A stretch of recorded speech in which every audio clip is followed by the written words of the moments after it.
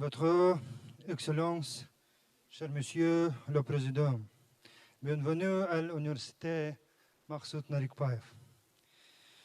Президент Қасым-Жомарт Тоқаевтың елімізге шақыруын қабылдап, жастармен кездесуге басымдық бергеніңіз үшін алғыс айтамын. Бүгін біздің студенттеріміз үшін ерекше күн. Олар да сіз сияқты білім қуып, мықты маман болып, еркін ойлап, елге қызмет еткісі келеді. Сол себептен де жастардың өз сұрақтарына жауап алуға бүгінгі кездесу біргей мүмкіндік. Университетіміз Франция елшілігінің қолдауы аясында француз жоғары оқу орындарымен тығыз байланыс орнатуда. 140 студентіміз француз тілін үйренуде.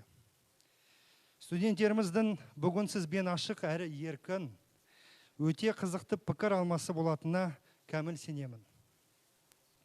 Қазақстан және Франция арасындағы стратегиялық ынтымақтастық білім және ғылым саласында одан әрі ілгерілей түсуін тілеймін. Сөз құрметті қонағымыз президент Эммануэль Макрон мырзаға беріледі.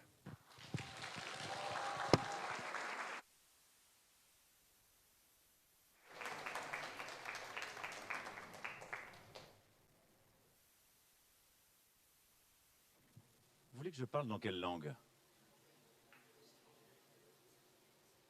Qui parle français?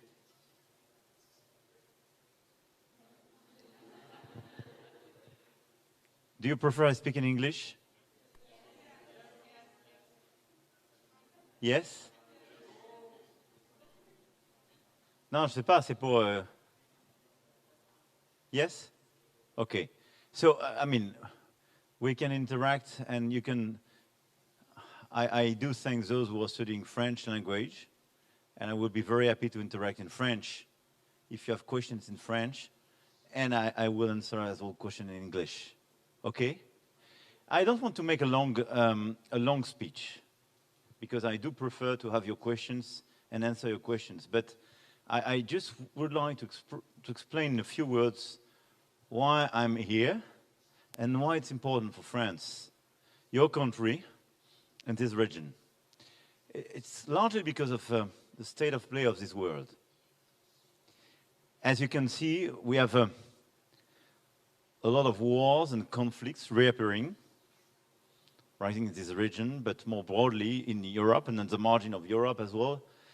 And the current situation is very concerning for all of us, because more and more countries, even some countries being permanent member of the Security Council of the United Nations, meaning Russia, decided to resume some old wars and not to respect the United Nations Charter anymore. This is a big risk of this world.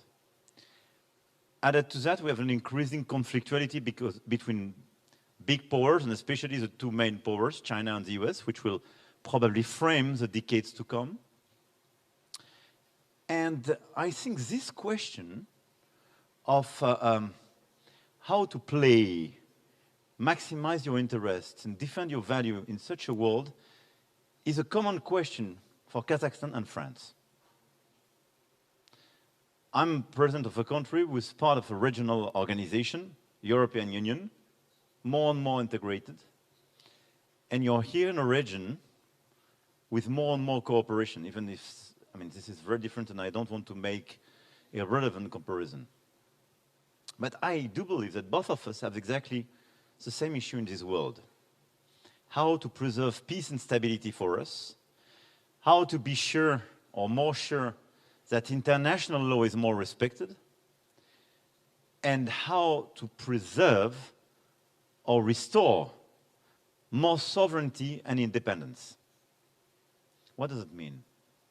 Meaning, even if you have a war and take a position, even if your neighborhood is destabilized, you can preserve what makes your economy function and provide what your fellow citizens want to live with.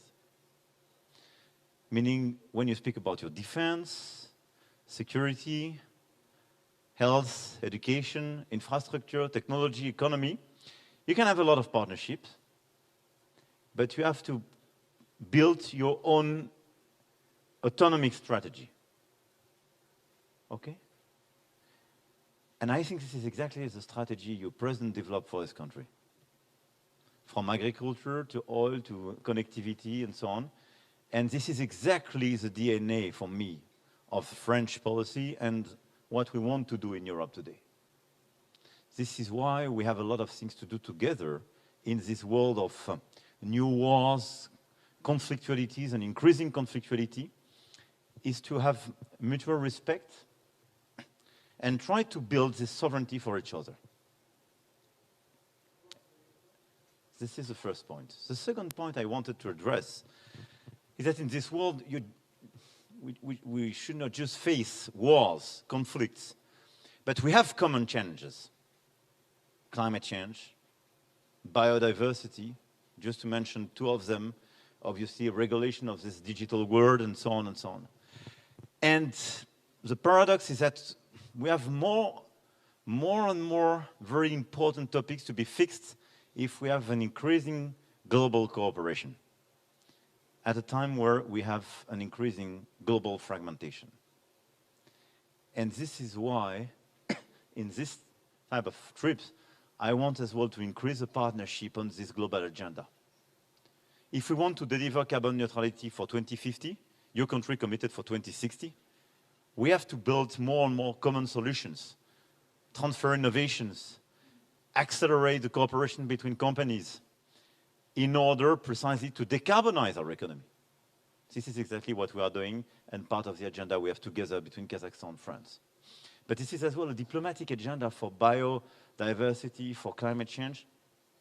For instance, you know that here, water is at risk. And it's a geopolitical issue, largely linked basically to the situation of the whole climate change. We want to build a common partnership on this issue as well. I don't want to be longer, but I just wanted to highlight the fact that in this current environment, being here for a French president, it is at least trying to build common agenda for more sovereignty and autonomy in this world of big powers cooperation, and it's how to increase concrete cooperation in order to deal with the current challenges, and climate change being one of the first one. Now, I want to interact with you, and I want to hear from you, your remarks, your views, and perhaps answer your questions, if you have questions, both in French or in English. I'm yours.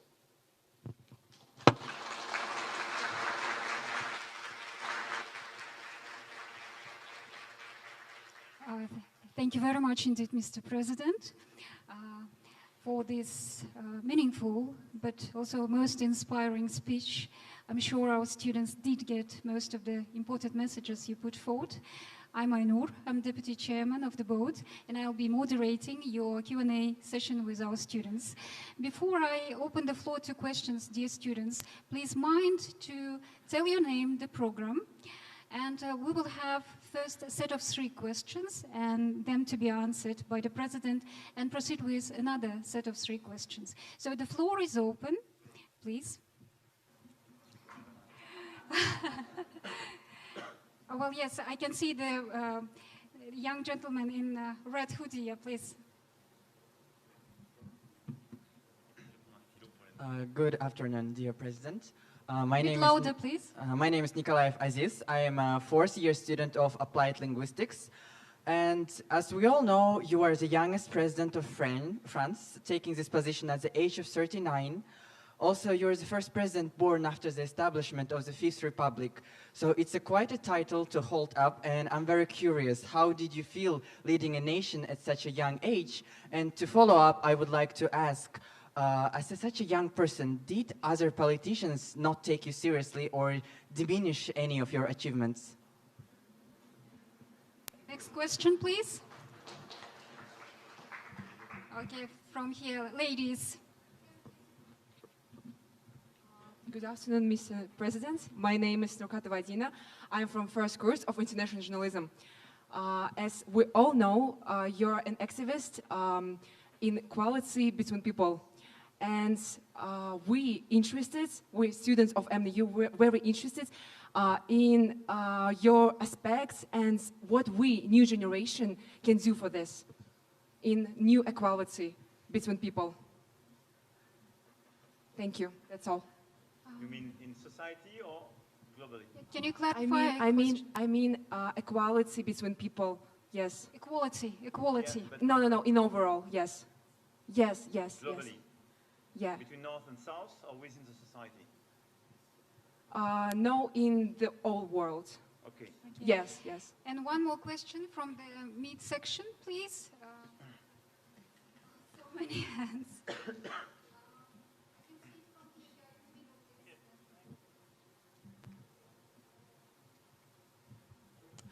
Good afternoon, Mr. President. My name is Timerland, and I'm third-year student majoring in law. Given the current situation in the Middle East, many European countries are supporting Israel in this conflict. Meanwhile, numerous young people in European cities such as London and Paris are participating in the protest supporting Palestine.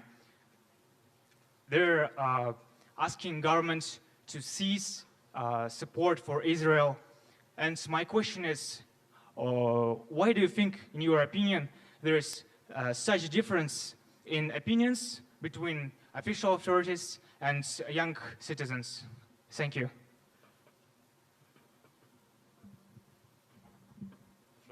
Mr. President. So thank you for your questions. As your first question, I think, to be honest, you don't have a lot of time to realize, which is good, by the way.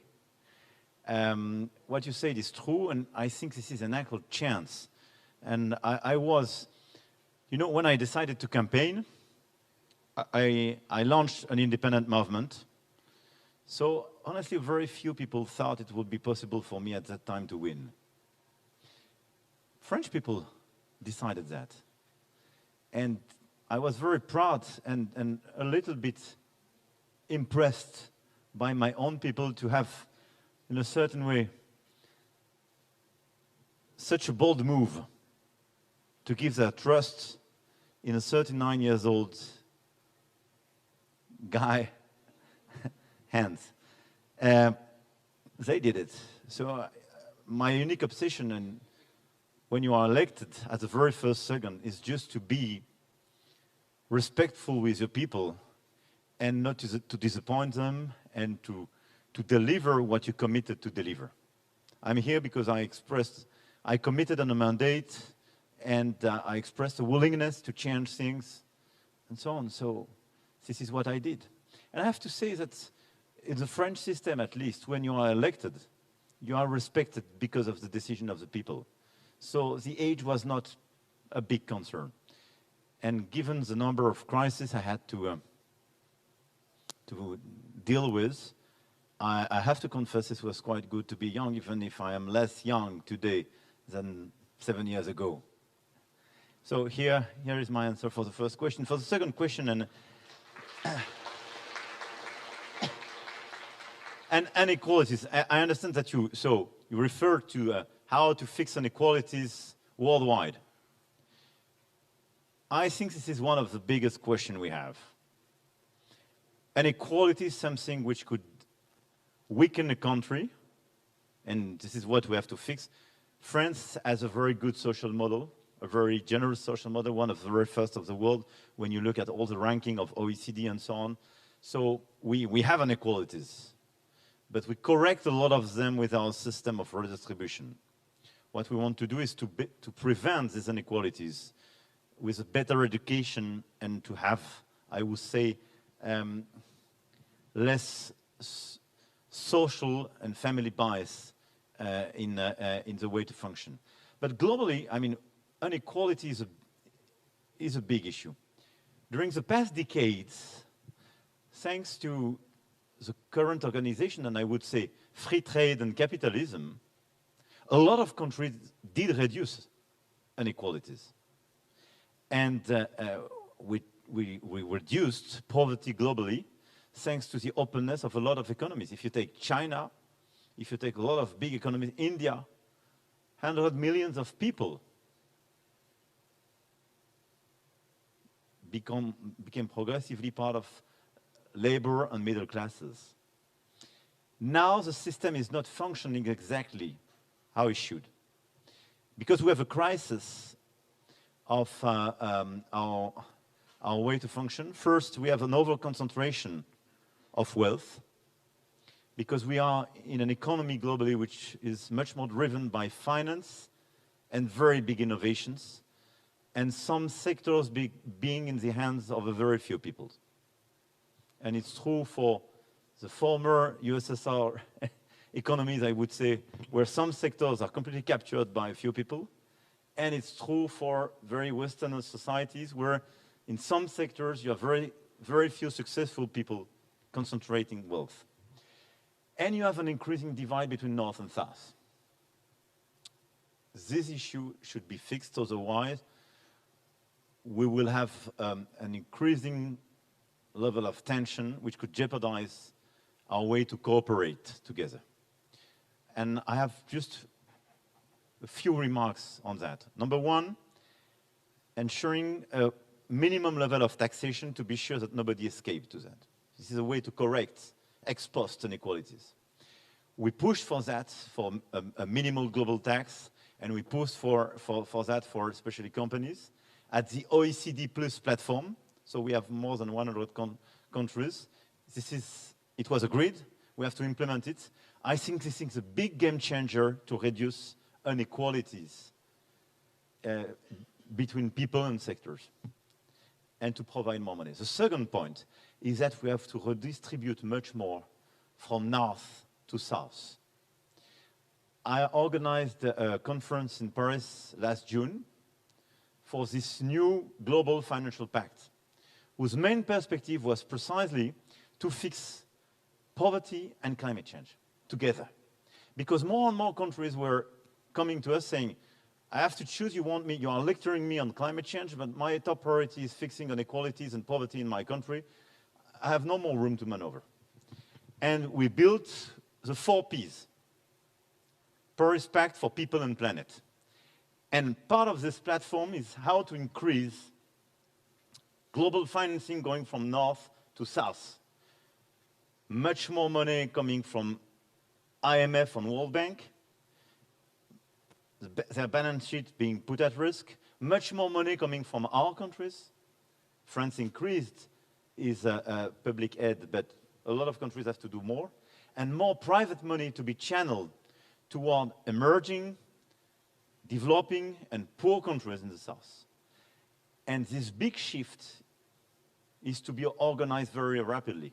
Otherwise, we will never fix these inequalities existing today. And they are increasing. And I would say they are increased by the fact that a lot of poor and vulnerable countries are the first to be impacted by the consequence of climate change and shortage of biodiversity. And they were not those to create them. So this big shock in terms of financing is to be organized in order to fix these inequalities in the global environment. As for Middle East, where are you? Here. I want first, I agree with you. I think in a lot of countries in Europe, at least in France, you have demonstration. You had a lot of demonstration of Jewish communities. And you have a lot of demonstration in support of the Palestinian cause. Because people are very emotional for good reasons. And I speak from a country, France, with the first European Jewish community and the first European Muslim Arabic community.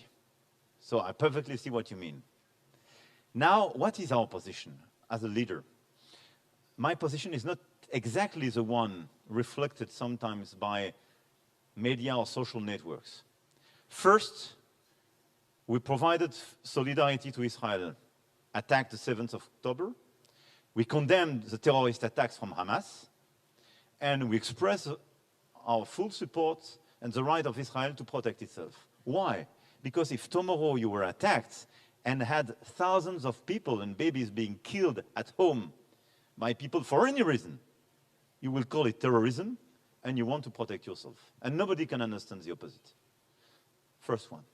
Second, we said, the way to protect yourself should be compliant with international law. Meaning, you have to attack and punish the terrorist group, Hamas, and associates, I would say. But civilians are not the ones to attack you. So you have to protect civilians in your counterattack. This is why the French government and myself, we asked for a humanitarian pause, and we voted in favor of the Jordan resolution at the United Nations, asking for such a pause, because we have to protect first in Gaza civilians, because they have nothing to deal with these terrorist attacks, and we have to protect them in order to focus on the terrorist groups. I want to make this distinction, because all lives matter in this world. And I hate these debates dividing people or saying, for me, Jewish lives are more important, and for me, Palestinian lives would be more important. This is crazy. All of us are here because of the universality of human values and dignity of people and importance of any life in this world is precisely, it's not a Western concept on Western value. This is a universal value, part of the UN Charter. The proposal we made is based on 3 points, and I can develop if some other colleagues want me to develop. One, fight against terrorism. Second, protection of population and civilians. Third, resume the political dialogue on the peace process, which is very important, but I don't want to be longer. Thank you very much. Thank you very much, Mr. President. Thank you for a very sincere answer, especially about age really doesn't matter. And that's something exactly what we encourage our students to be very much proactive in public politics, global politics, and public policy. And the key point you also made in your answer about the rule of law, the rule of international law, I think, was the key message for our students, especially at our university. So let's proceed with the next set of questions. So, yeah, here, so many hands. I can see this young lady, just in the middle, please, yes? Good afternoon, Mr. President. My name is Nurwan Qazijibek, and I'm the third-year student of Bachelor Program International Law. You have spoken about the need for a new European security order in United Nations Assembly in September 2022. Since the war in Ukraine has shown that European security order is no longer viable. So my question is, from your perspective, what legal reforms are necessary to ensure so that international community is better prepared to respond and prevent future conflicts? Thank you. Thank you. And 2 more questions. I can see your countrymate, Damien.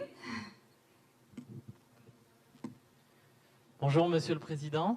Je m'appelle Damien et effectivement, je ne suis pas du Kazakhstan, je suis français. Je suis élève de 3e année à Sciences Po Toulouse et ici en mobilité académique jusqu'à la fin du mois de décembre. En parcourant votre discours prononcé aux ambassadeurs le 28 août dernier, j'ai remarqué que vous insistiez beaucoup sur la nécessité d'éviter ce que vous appelez la partition du monde.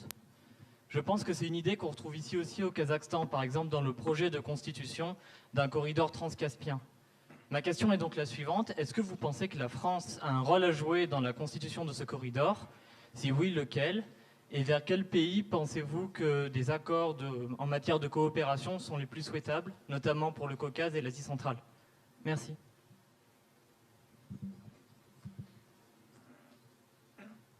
Merci, Damien. And one more question. So maybe lady, yeah, please, yeah. Hello, Mr. President.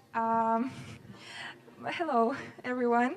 My major is translation studies, and I am Musabekova Aknur. I'm 4th-year student, and you know that our countries are strategic partners for the past 15 years, and many French enterprises are being are doing business here in Kazakhstan, for example, Danone in the agri-food sector, or Idemia in security sector, or Elston in railway sector. And my question for you is, what are the prospects of Kazakhstani enterprises in domestic market of France? Thank you.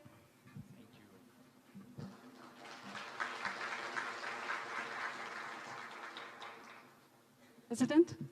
Thank you so much. You raised a very large and important question regarding, indeed, the architecture of European security. And this one is put at risk by the war launched by Russia in Ukraine, for sure. I think if we want to build a sustainable peace in Europe, first, we have to be absolutely clear on the fact that international law, international order, is not negotiable. And I think it's important, by the way, for the architecture of the European security, but for your region as well. Let me be clear. If we are weak on Ukraine, on its own territory and its national integrity, I think this is a very bad news for all the neighbors of Russia, if you want my personal feeling. But because when you start, I mean, tasting it, and nobody reproach you not to comply with the law, and this is, at the end of the day, the état de fait, which is recognized, I mean, I would not be super comfortable to be a neighbor of Russia. So I think the war in Ukraine is a war for our own security on the long run, but the security of the whole region. And I think the position taken by your president were both very bold, but very smart regarding the national interests of Kazakhstan on the mid to long run. Second, I think this architecture should not be based on escalation and conflict. This is why, even before this war, I always had very reasonable words towards Russia. And I think Russia is geographically, part of Europe. So you have to build a sustainable system in order to have EU, non-EU member, and Russia in this area. It's very hard to think about that because this is the day after. We are not yet the day after. Today we have people dying for liberty and for the national integrity in Ukraine. But my second point is that we have to think about the day after by having an architecture in Europe offering the Europeans a way to protect themselves. This is why I'm a big defender and promoter of this idea of Europe of defense, and building the way to decide for the continent with some big powers like Russia, and not to leave the floor of a dialogue between Russia and the US to decide about weapons, ammunition, and important equipments to be deployed in this region. So, one, respect of international law is a precondition of security of Europe. Second, being sure that Russia will not win this war militarily. Third, having an actual Europe of defense to protect ourselves and our neighborhood. Fourth, having a common legal and binding framework in order to have a sustainable security for the whole Europe. Being credible for those who should be protected, and with mechanism of transparency and reciprocity in order to be sure that you have not escalation from any part. This is in a nutshell. If you want to revert later on, we can revert on that.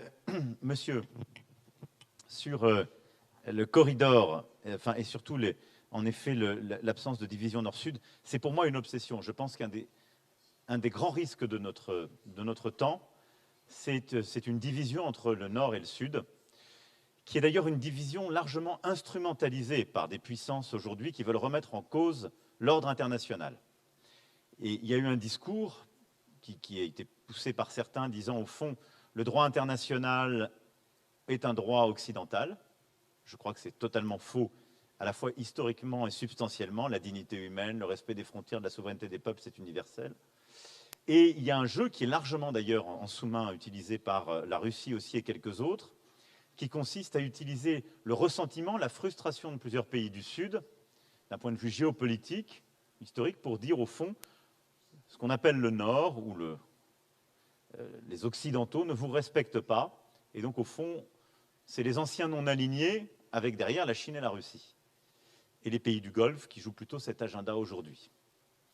Je pense que cette division du monde est très dangereuse. Elle est dangereuse parce qu'elle crée un relativisme de nos valeurs internationales. Elle est dangereuse parce qu'au fond, elle crée une division du monde derrière deux grandes puissances. Au fond, il y aurait le Nord ou les Occidentaux qui seraient forcément les vassaux des Américains et le reste du monde qui deviendrait rapidement les vassaux de la Chine. Parce que quel que soit le discours politique des autres, la puissance économique et géopolitique qui s'installe est la Chine. Je pense que c'est mauvais pour tout le monde, à l'exception de ceux qui sont le numéro 1 et le numéro 2. Et il se trouve que la France a plutôt cette vision du monde de dire on défend des valeurs, des principes, on défend nos intérêts, mais on est pour le respect des peuples, de leur souveraineté, parce que c'est le fruit de notre histoire, des résistances qu'on a eues contre des puissances hégémoniques. Et donc on est attaché à cet équilibre du monde qui est en quelque sorte forcément multipolaire, et qui fonctionne mieux s'il est multipolaire. Et donc je pense qu'il faut tout faire pour éviter cette fracture. C'est exactement le sens sur la lutte contre les inégalités de ce qu'on a fait avec l'agenda de Paris et les 4 P, le pacte de Paris pour les peuples de la planète. C'est exactement ça, c'est montrer qu'on réengage, et on l'a fait avec des pays comme l'Afrique du Sud, Barbade et autres. Donc ça a été pensé par des pays du Sud et conçu avec eux. Et en effet, sur les infrastructures et la connectivité, il faut aussi aller dans le même sens.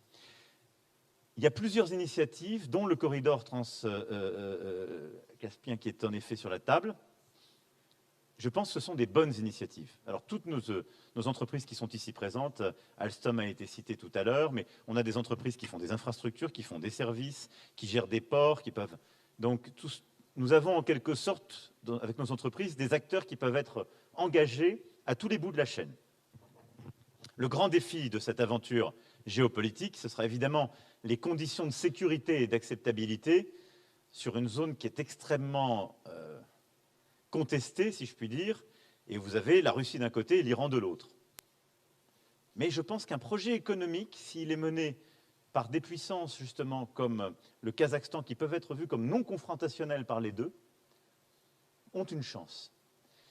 L'intérêt que je vois à ce projet, comme l'intérêt que je vois au projet que nous avons poussé en G20, d'avoir une connexion allant de l'Inde, en passant par le Golfe jusqu'à l'Europe, c'est qu'elles ne sont pas à la main d'une des deux grandes puissances. Et on ne peut pas dire, il y a au fond, d'un côté, les grands projets américains, où il y aurait de l'autre côté les nouvelles routes de la soie, et puis plus rien entre deux. Et donc je pense que, d'un point de vue géopolitique, c'est une très bonne chose que des puissances régionales, puisqu'on parle ici de la première économie de la sous-région, en coopération avec d'autres, construire des infrastructures alternatives qui sont vues comme en quelque sorte plus neutres et qui peuvent être, je pense, des éléments d'équilibre. Et je pense que dans ce contexte, toutes les entreprises que j'ai mentionnées peuvent tout à fait y contribuer. As for your question, you're here. I think, if I'm fair, it's a little bit cruel for me, but our trade is unbalanced, but not in the way you seem to think. There is much more export from Kazakhstan to France than the opposite. So a lot of your entrepreneurs have a lot of things to do in France, in oil business and oil transformation and so on the short run. And this is a big part of your export to France. But more and more as well, I repeated several times since the beginning of our discussion, sovereignty, autonomy, and so on. I do believe in this agenda. And we signed this morning a memorandum of understanding, which is absolutely key for us, on rare earths and critical minerals. Your country has a lot of them, from lithium to a lot of others. Uranium, obviously, which is part of our cooperation. And we signed and secured the furniture from your country of these critical minerals, rare earths, and so on. This is super important. And a lot of entrepreneurs have a lot of things to do based on this business with France, and to deploy in France and to develop and precisely to export. Third, I think we can increase the exchange on financial services, because the willingness of your countries to develop much more, to have an actual financial place, and we are the #1 in Eurozone and the EU in terms of financing activities. So I think a lot of your players can do much more in France.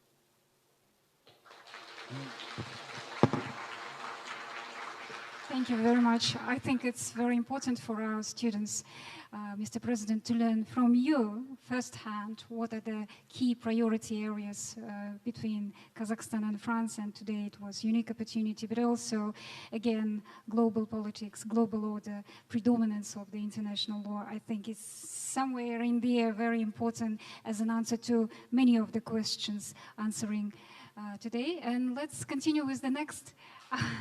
I can see the rarest young lady. Yeah, please.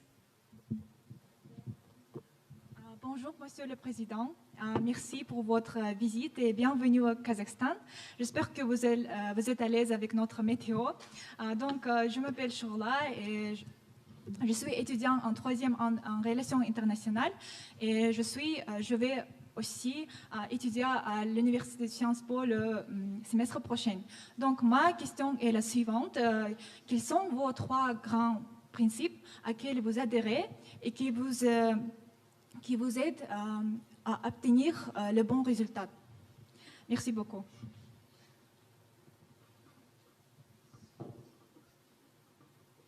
Next question, please. From the middle, from the rear, I can see from somewhere from the rearest young children, young gentleman, please. Yes.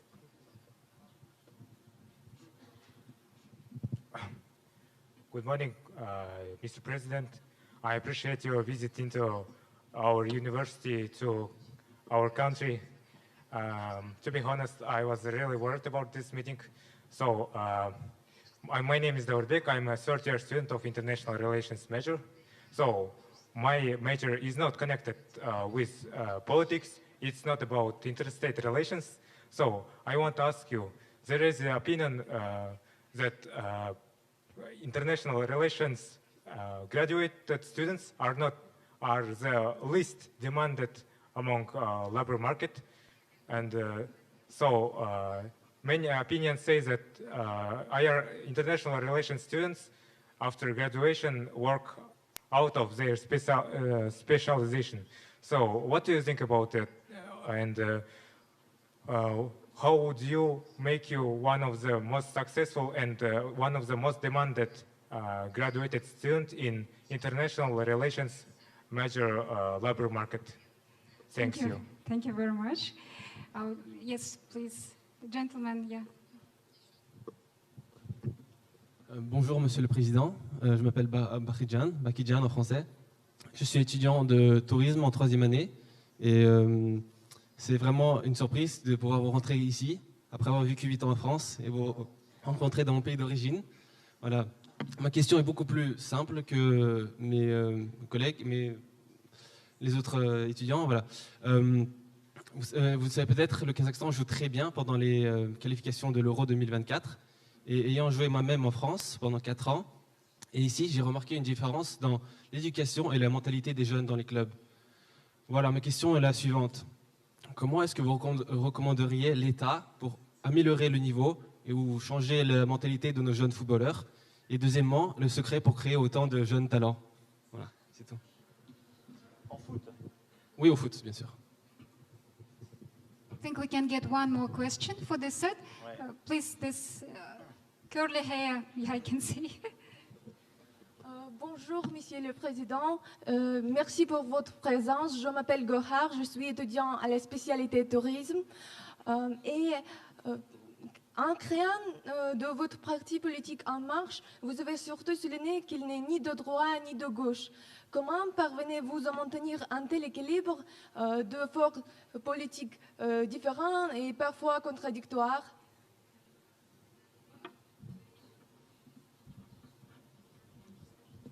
Mr. President. Alors,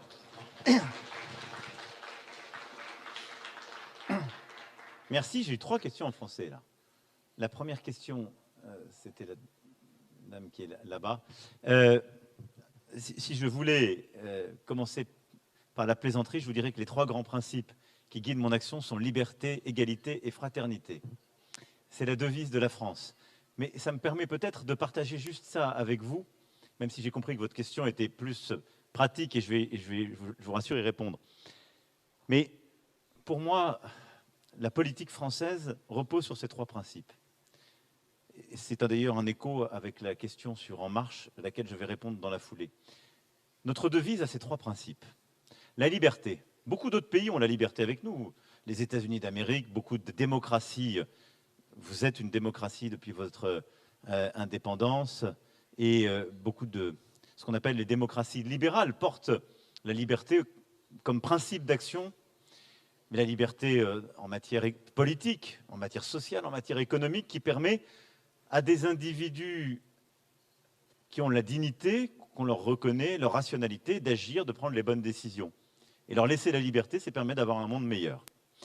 Mais on a un deuxième principe qui est l'égalité,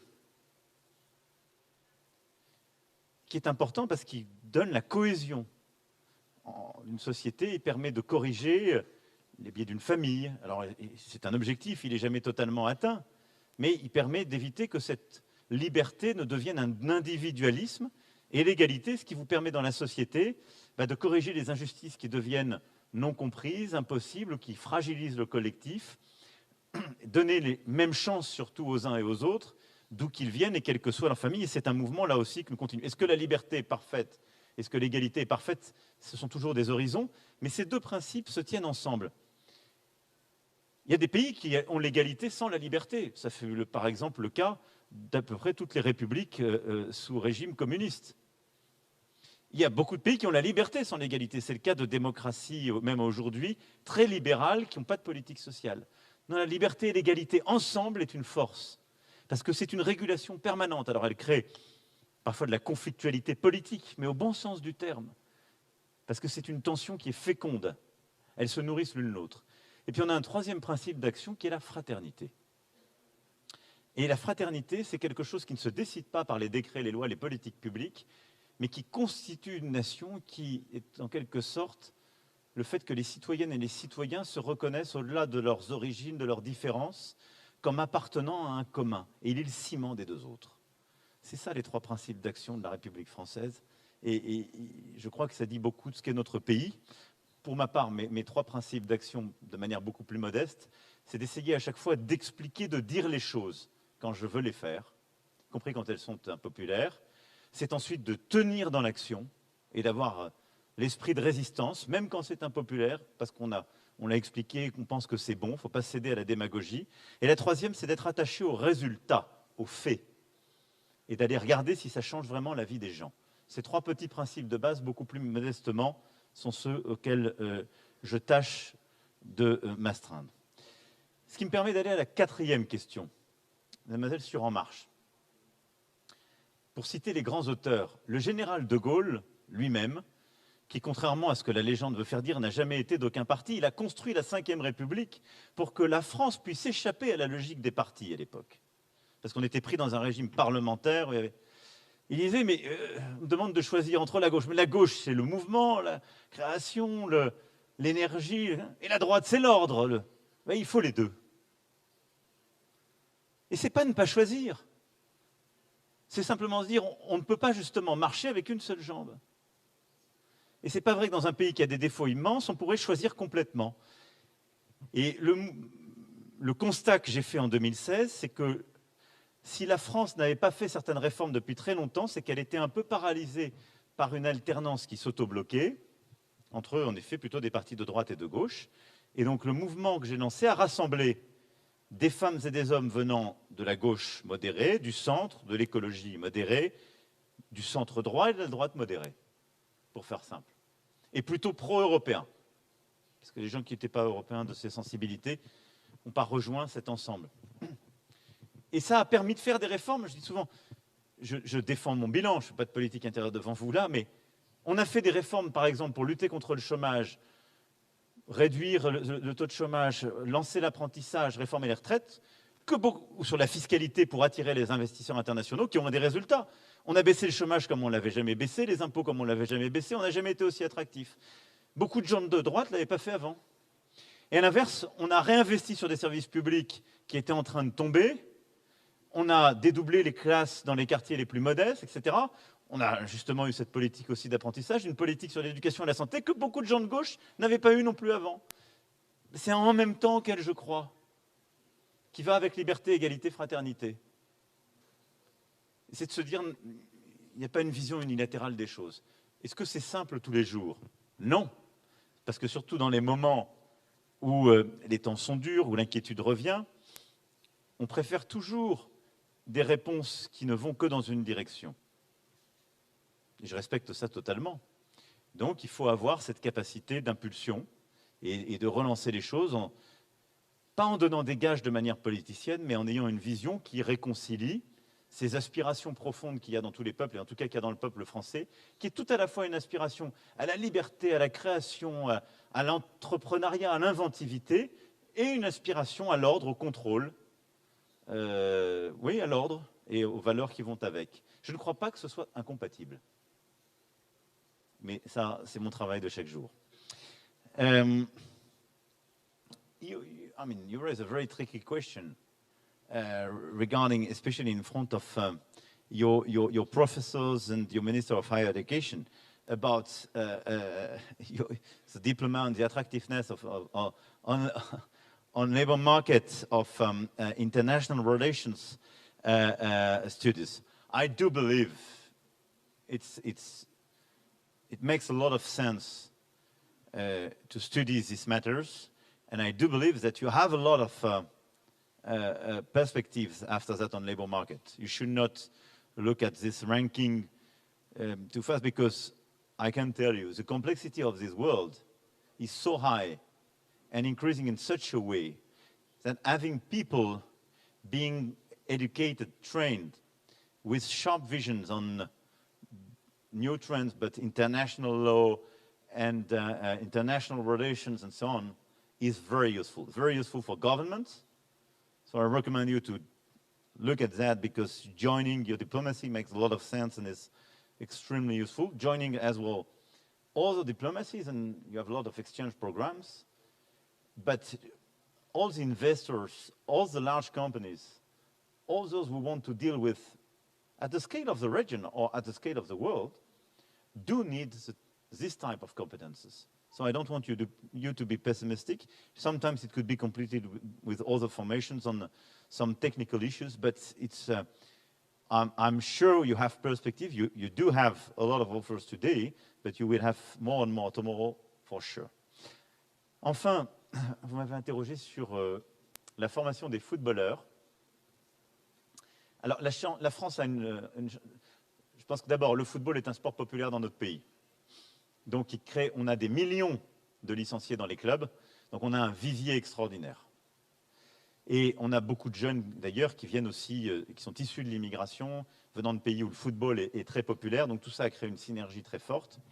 Mais je pense que le football a d'abord, si vous voulez, une capacité d'attraction qui est l'une des plus larges en France, comme l'un des sports les plus populaires. Je pense que c'est un peu moins populaire ici, c'est plus le hockey ou d'autres sports. Le foot est plus populaire que le hockey? Je pensais, oui, l'inverse. Donc, formidable, mais c'est ça. La première chose, c'est la base. La deuxième chose, on a progressivement amélioré, et les clubs ont fait un très grand travail pour aller chercher les jeunes très tôt. Je pense que nous, le travail qu'on doit continuer de faire, c'est de le développer à l'école. C'est aussi pour ça qu'on a mis la demi-heure de sport obligatoire en primaire, 2 heures de sport en plus au collège maintenant. Et c'est avec les clubs de s'assurer que les jeunes futurs footballeurs, parfois très jeunes, restent bien auprès de leur famille dans les premiers temps, ou avec leur famille, mais surtout poursuivent les études. Ça, c'est clé. Et puis la troisième chose, c'est d'avoir des modèles. Et des modèles sportifs, mais des modèles aussi en termes de valeurs. Parce que je pense qu'un des défis, c'est que nos grands sportifs soient des belles personnes. C'est-à-dire qu'ils enseignent pas simplement un sport, et qu'ils inspirent. Et à cet égard, avoir nos footballeurs, mais aussi nos rugbymen, pour qui j'ai une pensée, parce qu'on vient de finir notre Coupe du Monde, défendant parfois des causes et des sujets sociaux, nos hôpitaux, etc. C'est, je pense, très important parce que ça participe de l'édification de notre jeunesse. On a toujours beaucoup de travail à faire, mais on est une grande nation de football parce qu'on a su, il y a cet historique, il y a eu un très gros travail des clubs, de beaucoup de bénévoles, et on l'a amélioré ces dernières années. Voilà les quelques mots que je voulais dire.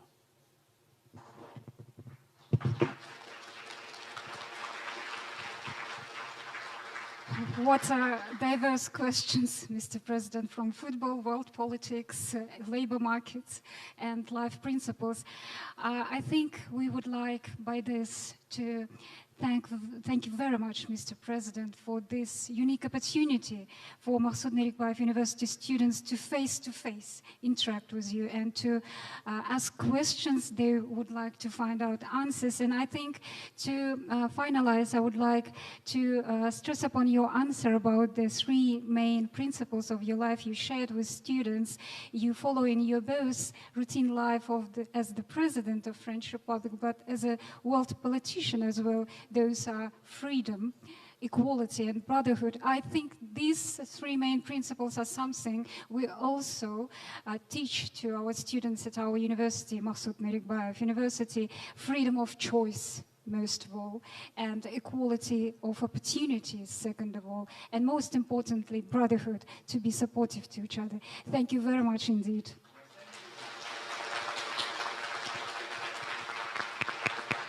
Thank you very much for your time and your presence. I just wanted to conclude by obviously thanking you, but to encourage you as well, obviously to follow up at these universities and in all the different universities you will join, especially in France. And I commend the French students being here for an exchange program, but I commend those who will join some French universities or establishment to follow up the studies and share this language and becoming francophone.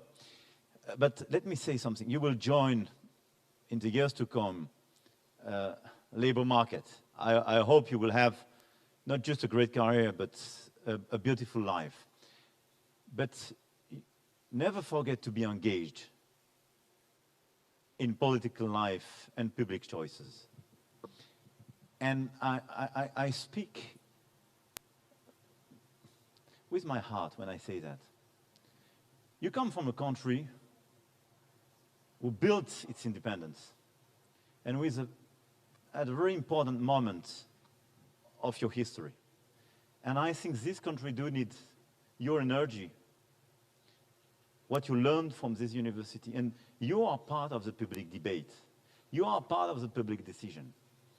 And politics is not a belonging of a very few people. Designed by whom? By what? I don't know. In democracy, public choices, public life is yours. And this is your job, your duty, your responsibility. And I think it's a wonderful experience. I tell you that because I was not a member of a political party. I was not a politician. Few months before becoming a president. And it's quite likely that when I will finish, I will do something totally different. But I'm very happy to serve my country during this decade as a president. But never forget that this opportunity could be yours. But at least at the local level, for each of you,